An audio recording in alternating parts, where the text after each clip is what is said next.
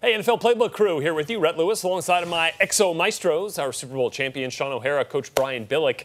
Guys, let's do the Bears and the Niners here from Levi's Stadium. And, Coach, I felt like last week that was like the ideal stat line for Mitchell Trubisky. About 270 yards passing, 2 touchdowns, 0 interceptions. Very efficient. They're going to play great defense. They're going to run the ball. But Mitchell Trubisky, last week, like you said, very efficient, 20 of 28. And that's kind of the sweet spot for Trubisky. 25 to 30 throws. Don't turn the ball over. That's where you want to be. But they've got to start to get a little more vertical now. He's only had 1 throw of over 20 yards the last 2 weeks. They got to add that element to it, or all of a sudden the running game, they're going to start clamping down on those underneath routes. If they can add a little bit more explosiveness to go with that defense and the running game, they're going to be pretty good. I think this game might end up leading the NFL in most naked, bootleg, play-action, rollout passes between both these quarterbacks.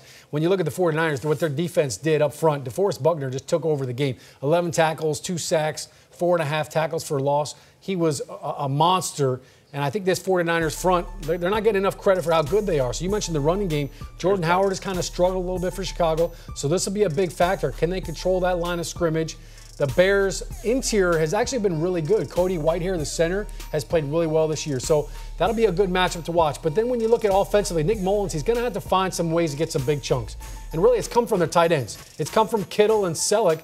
And I think Mullins just does a good job of seeing the middle of the field, doing a good job of seeing those throwing lanes. And, of course, when you get a tight end that can go off like that and make some big plays out of the catch, that's like a receiver right there wearing a tight end's number. So this game, obviously, really what it comes down to is blocking Khalil Mack. Right. A great little fun matchup. Mike McGlinchey, the rookie right tackle. Yeah. You're not going to leave him one-on-one against Khalil Mack, but that's going to be a good matchup to watch. That'll be a test for sure for the rookie. It's the Bears and 49ers, an afternoon kick on Sunday. We'll see you back here on Wednesday. Bring your playbook at 6:30 Eastern.